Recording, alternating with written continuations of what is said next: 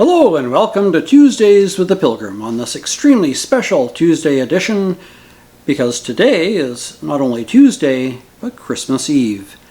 And we have a special reading, so sit back, relax, and enjoy, or carry on doing whatever it is you're up to, decorating the tree, baking cookies, wrapping presents. Sit back, relax, and enjoy, because this is a listening experience rather than a watching one. Let's get to it, shall we? Sir Arthur Conan Doyle's Sherlock Holmes mystery, The Blue Carbuncle. I had called upon my friend Sherlock Holmes upon the second morning after Christmas, with the intention of wishing him the compliments of the season. He was lounging upon the sofa in a purple dressing gown, a pipe rack within reach upon the right, and a pile of crumpled morning papers, evidently newly studied, near at hand. Beside the couch was a wooden chair, and on the angle of the back hung a very seedy and disreputable hard felt hat, much the worse for wear and cracked in several places. A lens and forceps lying upon the seat of the chair suggested that the hat had been suspended in this manner for the purpose of examination. "Are you engaged?" said I. "Perhaps I interrupt you." "Not at all. I am glad to have a friend with whom I can discuss my results. The matter is a perfectly trivial one," he jerked his thumb in the direction of the old hat, "but there are points in connection with it which are not entirely devoid of interest, and even of instruction." I seated myself in his armchair and warmed my hands before his crackling fire, for a sharp frost had set in, and the windows were thick with ice crystals. "I suppose," I remarked, "that homely as it looks, this thing has some deadly story linked onto it, that it is the clue which will guide you in the solution of some mystery and the punishment of some crime." No crime," said Sherlock Holmes, laughing. "Only one of those whimsical little incidents which will happen when you have 4,000,000 human beings all jostling each other within the space of a few square miles. Amid action and reaction of so dense a swarm of humanity, every possible combination of events may be expected to take place, and many a little problem will be presented which may be striking and bizarre without being criminal. We have already had experience of such. So much so, I remarked, that of the last 6 cases which I have added to my notes, 3 have been entirely free of legal crime." "Precisely. You allude to my attempt to recover the Irene Adler papers, to the singular case of Miss Mary Sutherland, and to the adventure of that man with the twisted lip. Well, I have no doubt that this small matter will fall into the same innocent category. You know Peterson, the commissionaire?" "Yes." "It is to him that this trophy belongs." "It is his hat?" No, he found it, but its owner is unknown. I beg that you will look upon it not as a battered billycock, but as an intellectual problem. And first, as to how it came here, it arrived upon Christmas morning in the company of a good fat goose, which is, I have no doubt, roasting at this moment in front of the Petersons' fire. The facts are these. About 4 o'clock on Christmas morning, Peterson, who, as you know, is a very honest fellow, was returning from some small jollification, and was making his way homeward down Tottenham Court Road. In front of him he saw, in the gaslight, a tallish man walking with a slight stagger, and carrying a white goose slung over his shoulder. As he reached the corner of Godge Street, a row broke out between the stranger and a little knot of roughs. One of the latter knocked off the man's hat, on which he raised his stick to defend himself, and swinging it over his head, smashed the shop window behind him. Peterson had rushed forward to protect the stranger from his assailants, but the man, shocked at having broken the window, and seeing an official-looking person in uniform rushing towards him, dropped his goose and took to his heels. He vanished amid the labyrinth of small streets which lie behind Tottenham Court Road. The roughs had also fled at the appearance of Peterson, so that he was left in possession of the field of battle, and also of the spoils of victory, in the shape of this battered hat and a most unimpeachable Christmas goose, which he surely restored to their owner. My dear fellow, therein lies the problem. It is true that, for Mrs. Henry Baker, was printed upon a small card which was tied to the bird's leg, and it is also true that the initials H.B. are legible upon the lining of this hat. But as there are some thousands of Bakers and some hundreds of Henry Bakers in the city, it is not easy to restore lost property to any one of them. What then did Peterson do? He brought round both hat and goose to me on Christmas morning, knowing that even the smallest problems are of interest to me. The goose we retained until this morning, when there were signs that, in spite of the light frost, it would be well that it should be eaten without unnecessary delay. Its finder has carried it off, therefore, to fulfill the ultimate destiny of a goose, while I continue to retain the hat of the unknown gentleman who lost his Christmas dinner. Did he not advertise? No. Then what clue could you have as to his identity? Only as much as we can deduce. From this hat? Precisely. But you're joking. What can you gather from this old battered felt? Here is my lens. You know my methods. What can you gather yourself as to the individuality of the man who has worn this article? I took the tattered object in my hands and turned it over rather ruefully. It was a very ordinary black hat of the usual round shape, hard and much the worse for wear. The lining had been of red silk, but was a good deal discolored. There was no maker's name, but as Holmes had remarked, the initials H.B. were scrawled upon one side. It was pierced in the brim for a hat securer, but the elastic was missing. For the rest, it was cracked, exceedingly dusty, and spotted in several places, although there seemed to have been some attempt to hide the discolored patches by smearing them with ink. "I can see nothing," I said, handing it back to my friend. "On the contrary, Watson, you can see everything. You fail, however, to reason from what you see. You are too timid in drawing your inferences. Then pray tell me what it is that you can infer from this hat." Holmes picked it up and gazed at it in the peculiar introspective fashion which was characteristic to him. "It is perhaps less suggestive than it might have been," he remarked, "and yet there are a few inferences which can be very distinct, and a few others which represent at least strong balance of probability. That the man was highly intellectual is of course obvious upon the face of it, and also that he was fairly well-to-do within the last 3 years, although has now fallen upon evil days. He had foresight, but has less now than formerly, which, when taken with the decline of his fortunes, seems to indicate some evil influence, probably drink, at work upon him. This may account also for the obvious fact that his wife has ceased to love him." "My dear Holmes!" "He has, however, retained some degree of self-respect," Holmes continued, disregarding my remonstrance. "He is a man who leads a sedentary life, goes out little, is out of training entirely, is middle-aged, has grizzled hair which has been cut within the last few days, and which he anoints with lime cream. There are more patent facts which are to be deduced from this hat. Also, by the way, that it is extremely improbable that he has gas laid on at his house." "You are certainly joking, Holmes." "Not in the least. It is possible that even now, when I give you these results, you are unable to see how they are attained. I have no doubt that I am very stupid, but I must confess that I am unable to follow you. For example, how do you deduce that this man was intellectual?" For answer, Holmes clapped the hat upon his head. It came right over his forehead and settled upon the bridge of his nose. "It is a question of cubic capacity," he said. "A man with so large a brain must have something in it." "The decline of his fortunes, then?" "This hat is 3 years old. These flat brims curled at the edge came in then.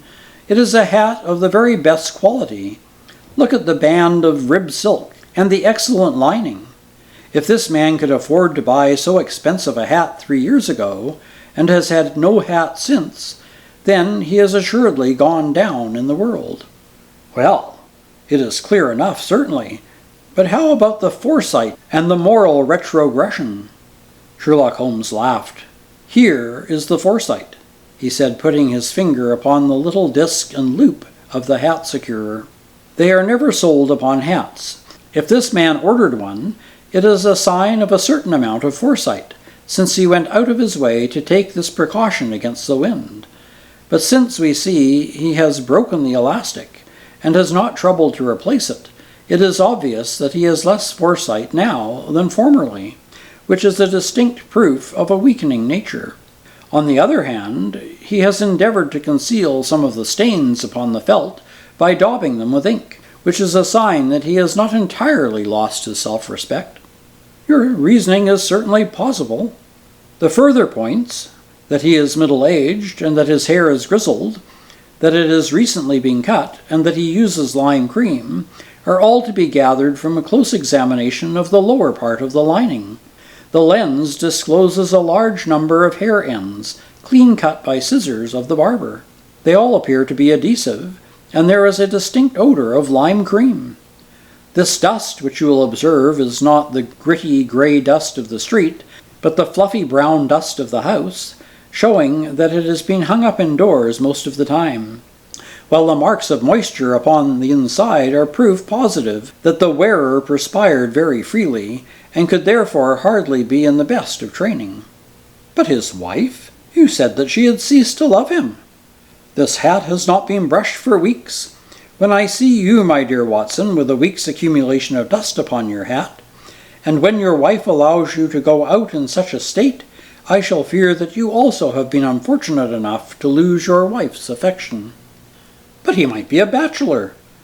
Nay, he was bringing home a goose as a peace offering to his wife. Remember the card upon the bird's leg? You have an answer to everything. But how on earth do you deduce that the gas is not laid on in his house? One tallow stain, or even two, might come by chance.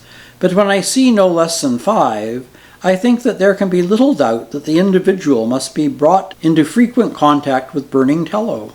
Walks upstairs at night, probably, with his hat in one hand and a guttering candle in the other. Anyhow, he never got tallow stains from a gas jet. Are you satisfied? Well, it is very ingenious, I said, laughing. But since, as you said just now, there has been no crime committed, and no harm done save the loss of a goose, all this seems to be rather a waste of energy. Sherlock Holmes had opened his mouth to reply, when the door flew open, and Peterson, the commissionaire, rushed into the apartment with flushed cheeks and the face of a man who is dazed with astonishment. "The goose, Mr. Holmes, the goose, sir!" he gasped. "Eh? What of it, then? Has it returned to life, and flapped off through the kitchen window?"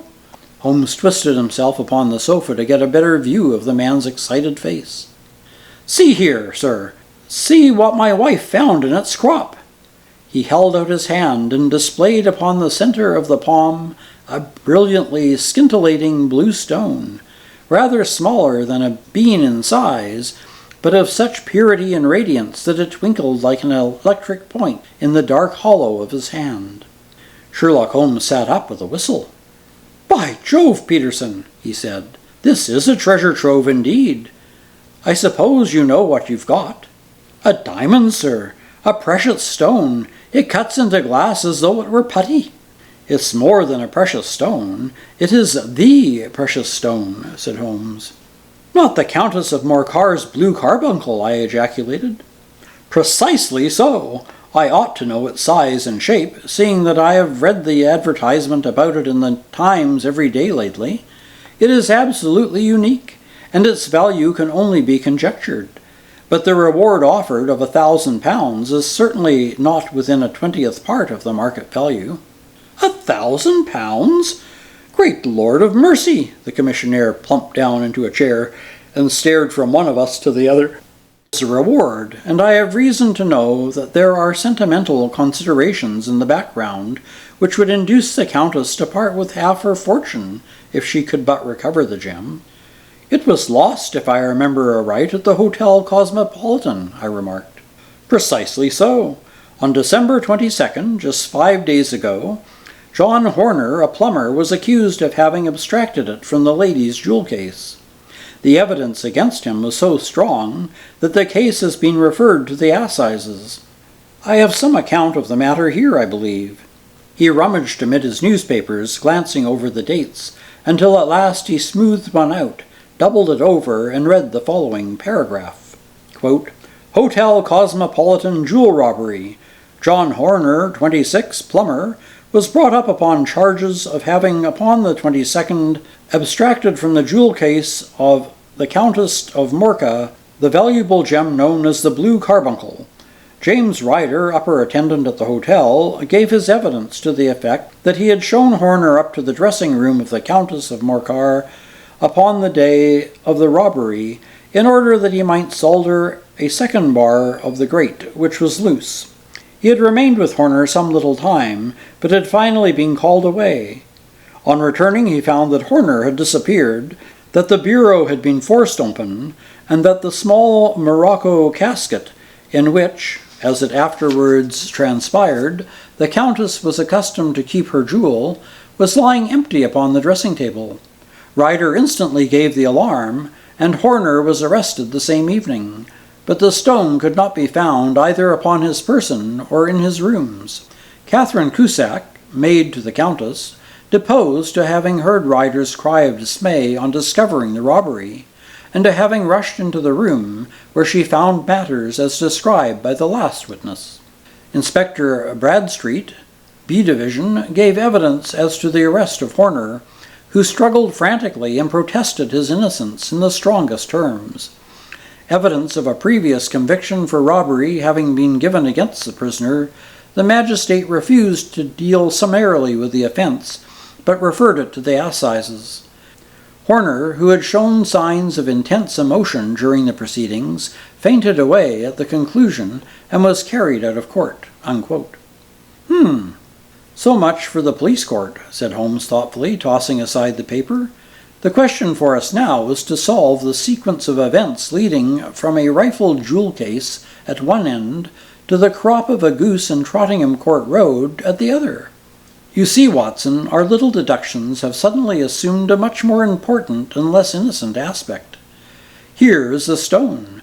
The stone came from the goose, and the goose came from Mr. Henry Baker, the gentleman with the bad hat and all the other characteristics with which I have bored you.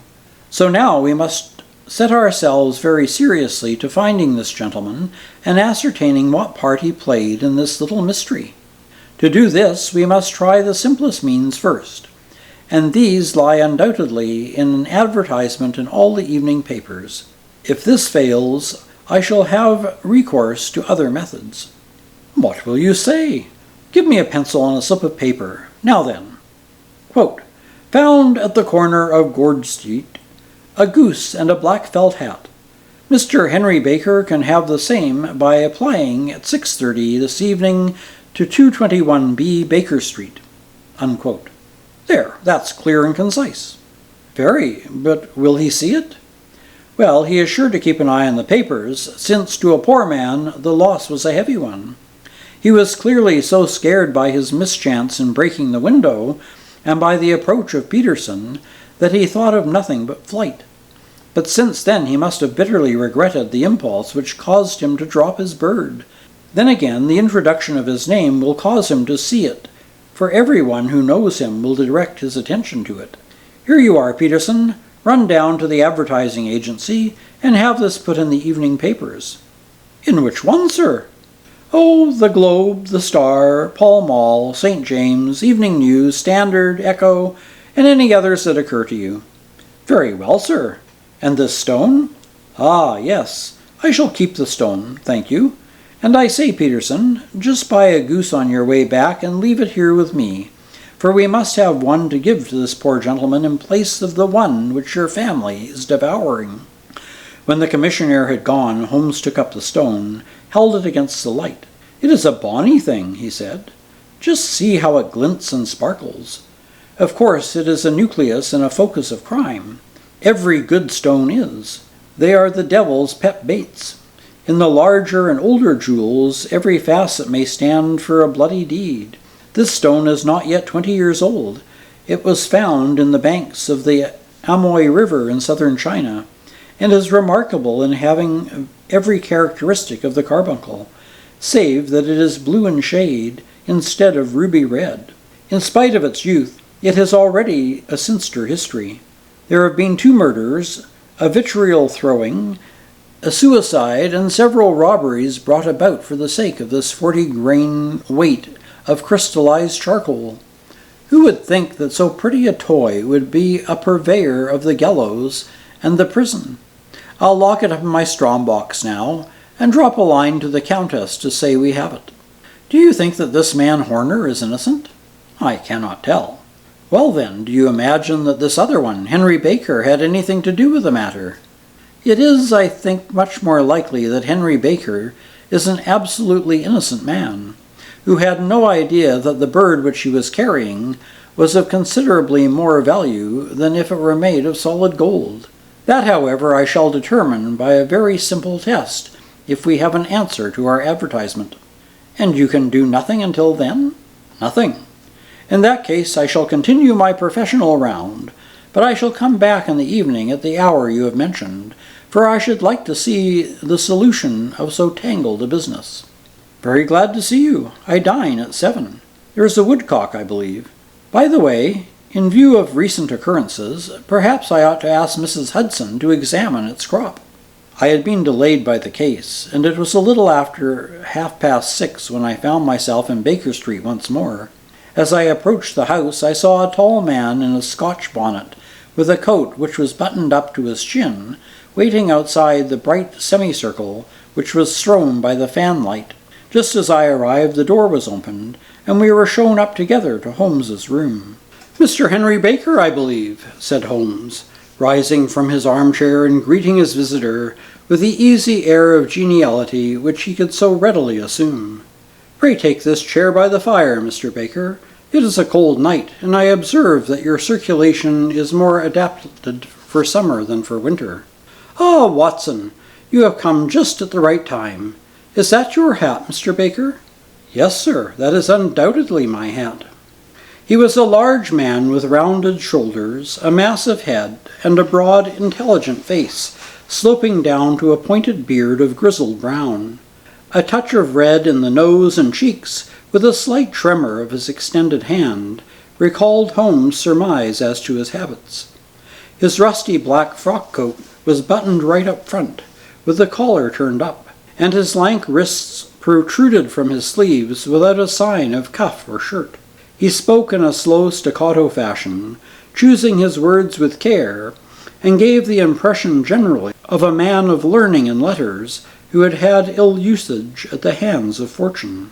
"We have retained these things for some days," said Holmes, "because we expected to see an advertisement from you giving your address.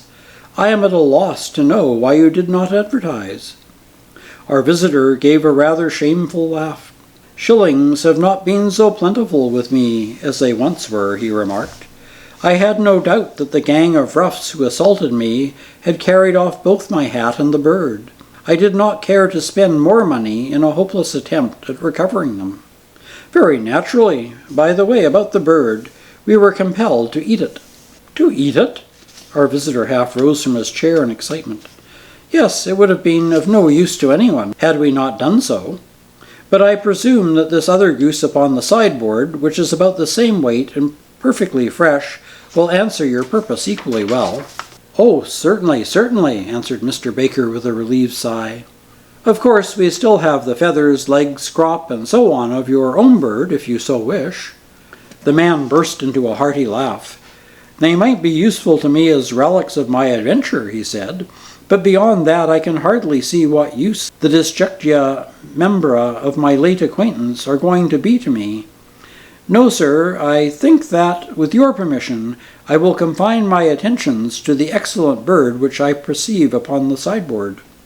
Sherlock Holmes glanced sharply across at me with a slight shrug of his shoulders. "There is your hat, then, and there is your bird," he said. "By the way, would it bore you to tell me where you got the other one from? I am somewhat of a fowl fancier, and I have seldom seen a better goose." "Certainly, sir," said Baker, who had risen and tucked his newly gained property under his arm.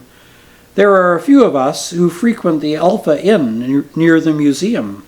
We are to be found in the museum itself during the day, you understand. This year our good host, Wingate by name, instituted a goose club, by which, on consideration of some few pence every week, we were each to receive a bird at Christmas. My pence were duly paid, and the rest is familiar to you. I am much indebted to you, sir, for a Scotch bonnet is fitted neither to my years nor my gravity.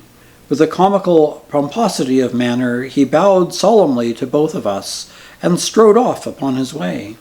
"So much for Mr. Henry Baker," said Holmes, when he had closed the door behind him. "It is quite certain that he knows nothing whatsoever about the matter. Are you hungry, Watson?" "Not particularly."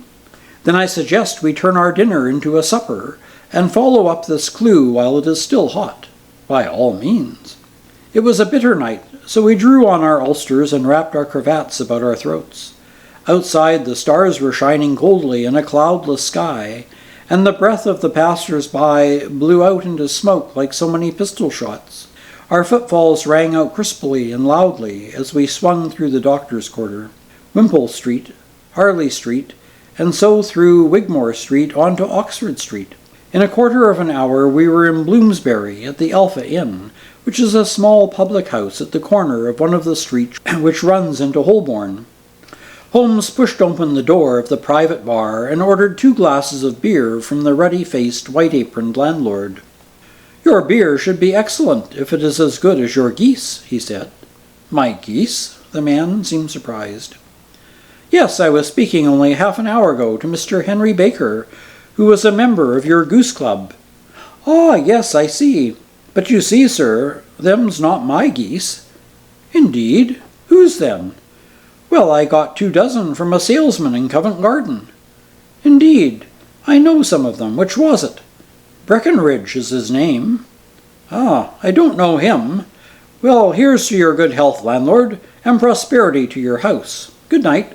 Now for Mr. Breckenridge," he continued, buttoning up his coat as we came out into the frosty air.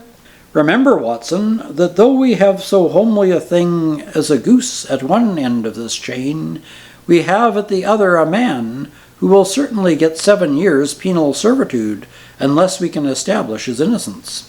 It is possible that our inquiry may confirm his guilt, but in any case we have a line of investigation which has been missed by the police, and which a singular chance has placed in our hands. Let us follow it out to the bitter end. Faces to the south, then, and quick march." We passed Holborn, down Endell Street, and so through the zigzag slums to Covent Garden Market.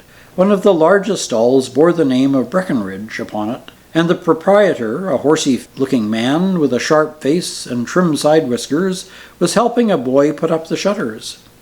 "Good evening. It is a cold night," said Holmes. The salesman nodded and shot a questioning glance at my companion. "Sold out of geese, I see," continued Holmes, pointing at the bare slabs of marble. "Let you have 500 tomorrow morning." "Oh, that's no good." "Well, there are some on the stall with the gas fire." "Ah, but I was recommended to you." "By whom?" "The landlord at the Alpha." "Ah, yes, I sent him a couple of dozen." "Fine birds they were, too. Now, where did you get them from?" To my surprise, the question provoked a burst of anger from the salesman. "Now then, listen, mister," he said, with his head cocked and his arms akimbo. "What are you driving at? Let's have it straight now." "It is straight enough. I should like to know who sold you the geese, which you supplied to the Alpha." "Well then, I shan't tell you. So now." "Oh, it is a matter of no importance. But I don't know why you should be so warm over such a trifle." "Warm? You'd be as warm, maybe, if you were as pestered as I am. When I pay good money for an article, there should be an end to it. But it's, where are the geese? And who did you sell the geese to? And what will you take for the geese?" "One would think they were the only geese in the world, to hear the fuss that's been made over 'em." "Well, I have no connection to any other people who may have been inquiries," said Holmes carelessly. "If you won't tell us, the bet is off, that is all. But I am always ready to back my opinion on a matter of fowls, and I have a fiver on it that the bird I ate is country bred." "Well then, you've lost your fiver, it's town bred," snapped the salesman. "It's nothing of the kind," said Holmes. "I say it is," said the salesman. "I don't believe it," said Holmes. "Do you think you know more about fowls than I, who have handled them ever since I was a nipper? I tell you all those birds that went to Alpha were town-bred. You'll never persuade me to believe that, said Holmes. Will you bet then? Said the salesman. It's merely taking your money, for I know that I am right. But I'll have a sovereign on with you, just to teach you not to be obstinate. The salesman chuckled grimly. Bring me the books, Bill, he said. The small boy brought round a small, thin volume and a great, greasy-backed one, laying them out together beneath the hanging lamp. Now then, Mr. Cocksure, said the salesman, I thought that I was out of geese, but before I could finish, you'll find that there is still one left in my shop. You see this little book? Well, that is the list of folk from whom I buy. Do you see? Well then, here on this page are the country folk, and the numbers after their names are where their accounts are in the big ledger. Now then, you see this other page in red ink? Well, that is a list of my town suppliers. Now look at the third name. Just read it out loud to me. Mrs. Oakshott, 117 Brixton Road, 249, read Holmes. Quite so. Now turn that up in the ledger. Holmes turned to the page indicated. Here you are, Mrs. Oakshott, 117 Brixton Road, egg and poultry supplier. Now then, what's the last entry? December 22nd, 24 geese at 7 shillings 6pence. Quite so, there you are. And underneath? Sold to Mr. Wingate of the Alpha at 12 shillings. What have you to say now? Sherlock Holmes looked deeply chagrined. He drew a sovereign from his pocket and threw it down upon the slab, turning away with an air of a man whose disgust is too deep for words. A few yards off he stopped under a lamp-post and laughed in the hearty, noiseless fashion which was so peculiar to him. When you see a man with whiskers of that cut, and the pink 'un protruding out of his pocket, you can always draw him by a bet, he said. I dare say that if I had put £100 down in front of him, that man would not have given me such complete information as was drawn from him by the idea that he was doing me on a wager. Well, Watson, we are, I fancy, nearing the end of our quest, and the only point which remains to be determined is whether we should go on to Mrs. Oakshott tonight, or whether we should reserve it for tomorrow. It is clear from what that surly fellow said that there are others besides ourselves who are anxious about the matter, and I should— His remarks were suddenly cut short by a loud hubbub which broke out from the stall which we had just left. Turning around, we saw a little rat-faced fellow standing in the center of a circle of yellow light, which was thrown by the swinging lamp, while Breckenridge, the salesman, framed the door of the stall and was shaking his fist fiercely at the cringing figure. "I've had enough of you and your geese," he shouted. "I wish you were all the devil together. If you come pestering me any more with your silly talk, I'll set the dog at you. You bring Mrs. Oakshott here and I'll answer her. But what have you to do with it? Did I buy these geese off you?" "No, but one of them was mine, all the same," whined the little man. "Well then, ask Mrs. Oakshott for it. She told me to ask you." "Well, you can ask the King of Prussia, for all I care. I've had enough of it. Get out of this." He rushed fiercely forward, and the inquirer flitted away into the darkness. "Ha! This may save us a visit to Brixton Road," whispered Holmes. "Come with me, and we shall see what is to be made of this fellow." Striding through the scattered knots of people lounging around the flaring stalls, my companion speedily overtook the little man and touched him upon the shoulder. He sprang around, and I could see in the gaslight that every vestige of color had been driven from his face. "Who are you, then? What do you want?" he asked in a quavering voice. "You will excuse me," said Holmes blandly, "but I could not help overhearing the questions which you put to the salesman just now. I think that I could be of assistance to you." "You? Who are you? How could you know anything of the matter?" "My name is Sherlock Holmes. It is my business to know what other people don't know." "But you can know nothing of this." "Excuse me, I know everything of it. You are endeavoring to trace some geese which were sold by Mrs. Oakshott of Brixton Road to a salesman named Breckenridge, by him in turn to Mr. Wingate of the Alpha Inn, and by him to his club of which Mr. Henry Baker is a member." "Oh, sir, you are the very man whom I have longed to meet," cried the little fellow with outstretched hands and quivering fingers. I can hardly explain to you how interested I am in this matter." Sherlock Holmes hailed a four-wheeler which was passing. "In that case, we had better discuss it in a cozy room rather than in this wind-swept marketplace. But pray tell me, before we go further, who is it that I have the pleasure of assisting?" The man hesitated for an instant. "My name is John Robinson," he answered with a sidelong glance. No, the real name," Holmes said sweetly. "It is always awkward doing business with an alias." A flush sprang to the white cheeks of the stranger. "Well then," he said, "my real name is James Ryder." "Precisely so. Head attendant at the Hotel Cosmopolitan. Pray step into the cab, and I shall soon be able to tell you everything which you should wish to know." The little man stood glancing from one to the other of us, with half-frightened, half-hopeful eyes, as one who is not sure whether he is on the verge of a windfall or a catastrophe. Then he stepped into the cab, and in half an hour we were back in the sitting-room at Baker Street. Nothing had been said during our drive, but the high, thin breathing of our new companion, and the clasping and unclasping of his hands, spoke of the nervous tension within him. "Here we are," said Holmes cheerily as we filed into the room. "The fire looks very seasonable in this weather.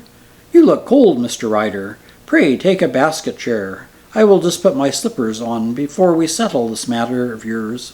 Now then, you want to know what became of those geese?" "Yes, sir. Or rather, I fancy, of that goose. It was one bird, I imagine, in which you were interested. White with a black bar across the tail." Ryder quivered with emotion. "Oh, sir," he cried, "can you tell me where it went to?" "It came here." "Here?" "Yes, and a most remarkable bird it proved. I don't wonder that you should take an interest in it. It laid an egg after it was dead. The bonniest, brightest little blue egg that was ever seen. I have it here in my museum." Our visitor staggered to his feet and clutched the mantelpiece with his right hand. Holmes unlocked his strong-box and held up the blue carbuncle, which shone out like a star, with a cold, brilliant, many-pointed radiance. Ryder stood glaring with a drawn face, uncertain whether to claim or to disown it. "The game is up, Ryder," said Holmes quietly. "Hold up, man, or you'll be into the fire. Give him an arm back to his chair, Watson. He's not got blood enough to go in for felony with impunity.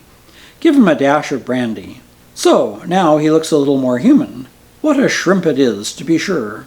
For a moment he had staggered and nearly fallen, but the brandy brought a thin color to his cheeks, and he sat staring with frightened eyes at his accuser. "I have almost every link in my hands, and all of the proofs which I could possibly need, so there is little which you need to tell me. Still, that little may well be cleared up just to make the case complete. You had heard, Ryder, of this blue stone of the Countess of Morcar's?" "It was Catherine Cusack who told me of it," he said in a cracking voice. "I see, her ladyship's waiting-maid. Well, the temptation of sudden wealth, so easily acquired, was too much for you, as it has been for better men before you. But you were not very scrupulous in the means you used. It seems to me, Ryder, that there is the making of a very pretty villain within you. You knew that this man Horner, the plumber, had been concerned with some such matter before, and that suspicion would rest more readily upon him. What did you do then? You made some small job in my lady's room? You and your confederate, Cusack? And you managed that he should be the man sent for?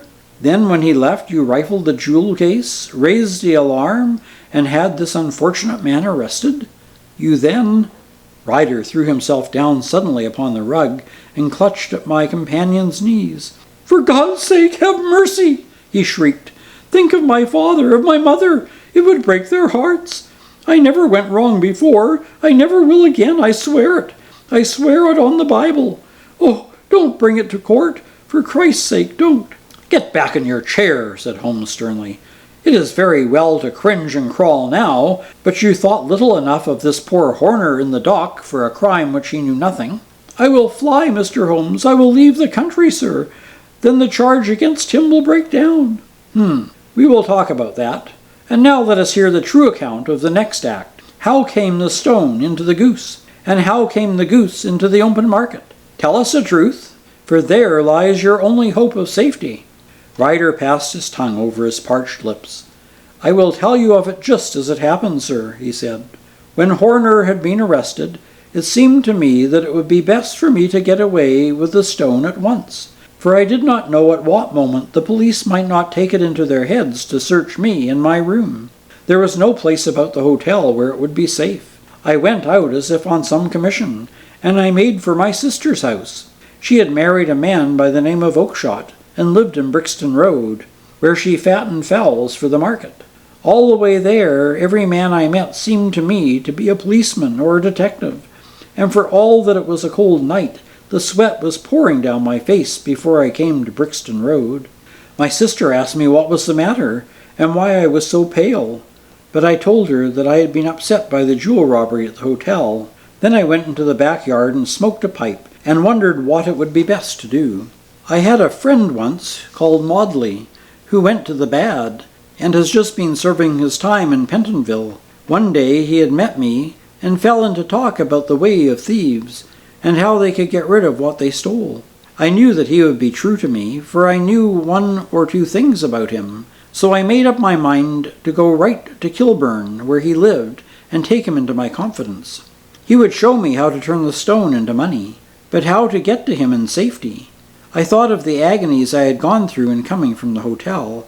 I might at any moment be seized and searched, and there would be the stone in my waistcoat pocket.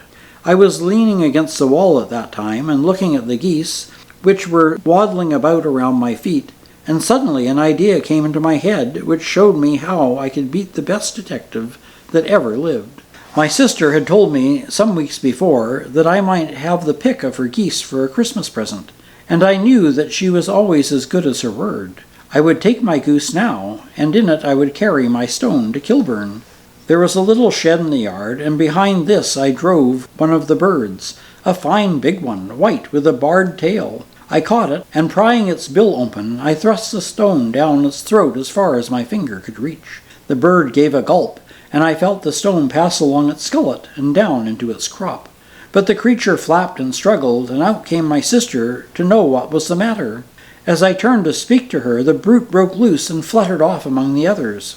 "Whatever were you doing with that bird, Jem?" she asked. "Well," said I, "you said you'd give me one for Christmas, and I was feeling which was the fattest."